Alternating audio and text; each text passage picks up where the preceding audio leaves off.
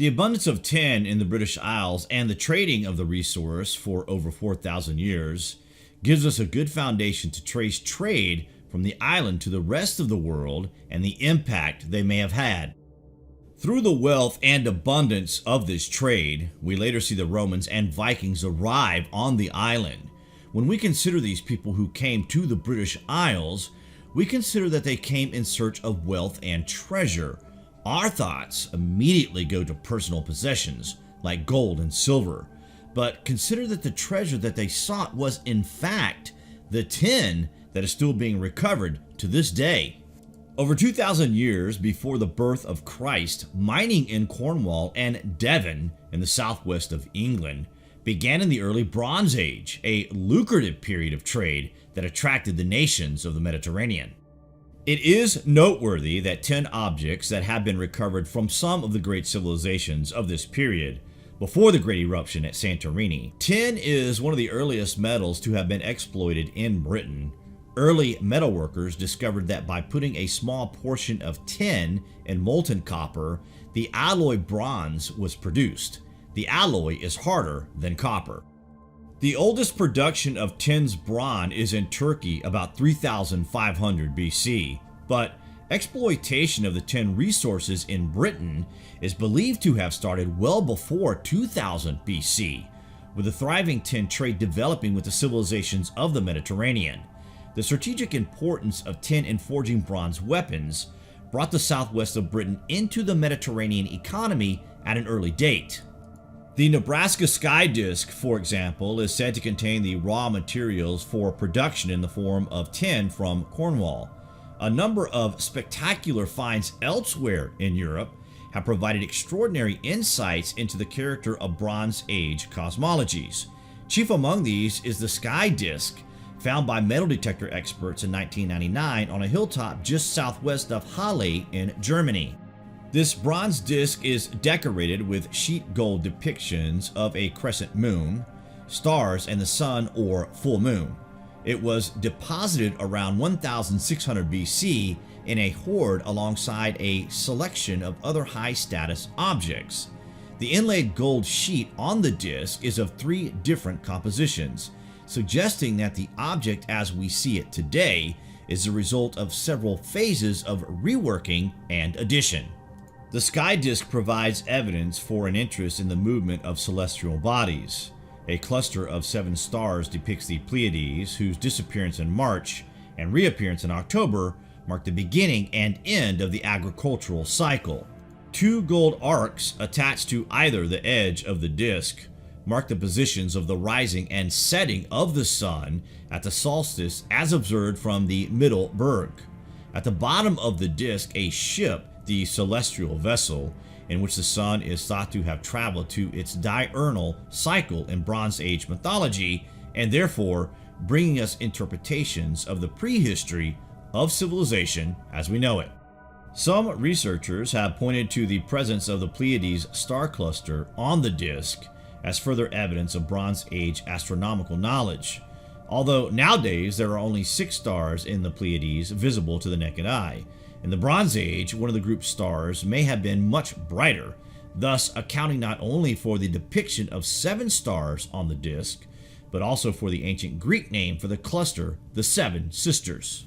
Researchers from Heidelberg University have uncovered new information regarding British tin trade during this period, and their findings have been published online, and we will of course be linking this below. The origin of the tin used in the Bronze Age has long been one of the greatest enigmas in archaeological research. Using methods of the natural sciences, the researchers examined the tin from the 2nd millennium BC, which was found at archaeological sites in Israel, Turkey, and Greece. They were able to prove that this tin in the form of ingots does not come from Central Asia as previously assumed, but from tin deposits in Britain. The findings are proof that even in the Bronze Age, complex and far-reaching trade routes must have existed between Europe and the Eastern Mediterranean. Highly appreciated raw materials like tin as well as amber, glass, and copper were the driving force of this early international trade network, according to the findings. Control of the tin trade seems to have been in Phoenician hands, and they kept their sources secret. The Greeks understood that tin came from the Cassiterides, the Tin Islands. Another discovery from the era of the Bronze Age in Britain has been made, and according to Devon Online, it rewrote Bronze Age history. A box of bones found half buried in a hill unlocked a hidden chapter of the Bronze Age. In 2011, archaeologists on Dartmoor decided to excavate a stone-built box that had been found eroding in the side of a mound of peat. The White Horse Hill cyst was discovered in the 1990s in a mound around 6,000 meters high. The cyst, a precursor to the coffins of today, had been placed in a burial ground built in prehistoric times. Facing destruction from erosion, an excavation was undertaken in 2011 to understand the cyst before it took its full toll. Expectations were not high because the site had been partially exposed to the elements for more than a decade. But rarely in archaeology has an assessment been more wrong, and what was found inside rewrote the history of the Bronze Age more. The grave contained the ceremonial remains of a young adult, probably a female, which had been placed here in the early Bronze Age period. Among the grave goods was an animal pelt containing a delicate bracelet studded with tin beads, a textile fragment with detailed leather fringings, and a woven bag. The beads of the necklace show that far from being isolated, the local population had contacts with a wider world and were able to acquire materials from as far away as the Baltic in the form of amber, providing that our understanding of what was taking place during this time is vastly unknown. Remember, a cataclysm occurred to end the Bronze Age. As excavation proceeded, it quickly became clear that the White Horse Hill cyst was more than simply unusual. It was incredibly significant. The peat in which the cyst was constructed has exceptional preservation qualities. The waterlogging and lack of oxygen inhibit the action of the bacteria which cause decay, and so artifacts which would have long since rotted away in most other environments survived. A spokesman speaking on behalf of the researchers explains, "The textiles, leather, and basketry show us the range of organic resources that were being exploited and the consummate skill with which objects were crafted. The wooden labrets hint at some of the ways in which Bronze Age people used their appearance to express themselves and their identities, while the bear pelt may be telling us that the wider environment of the early Bronze Age was a very difficult one to that of today." In summary, the White Horse Hill cyst is a find of international importance, which will inform the way we think about the early Bronze Age for many years to come. But perhaps just as importantly, it gives us some idea of what else might still await discovery out there on the moor.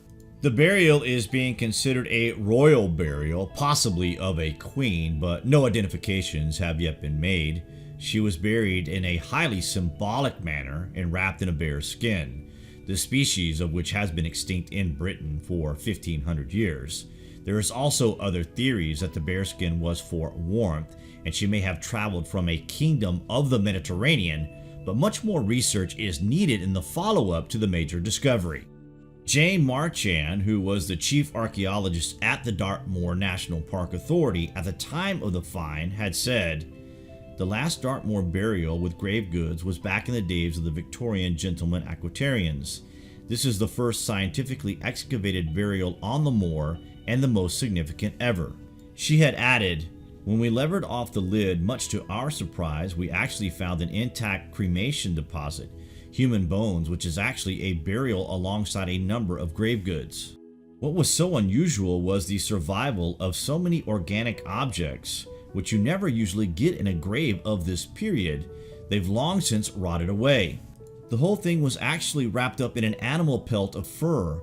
As we lifted it up very carefully, a bead fell out, and the thrill of releasing that actually this is a proper burial. This is a bead which belonged to a burial. That's what's so exciting. You wouldn't expect to find any archaeology somewhere like this stuck out in this peak hag. You'll never be able to top this ever. So there you have it, guys. Possible connections can be made from surviving raw materials and linked to other regions of the world, seriously suggesting that before the Bronze Age collapsed, the world was connected more than we realize today. What do you guys think about this anyway? Comments below, and as always, thank you for watching.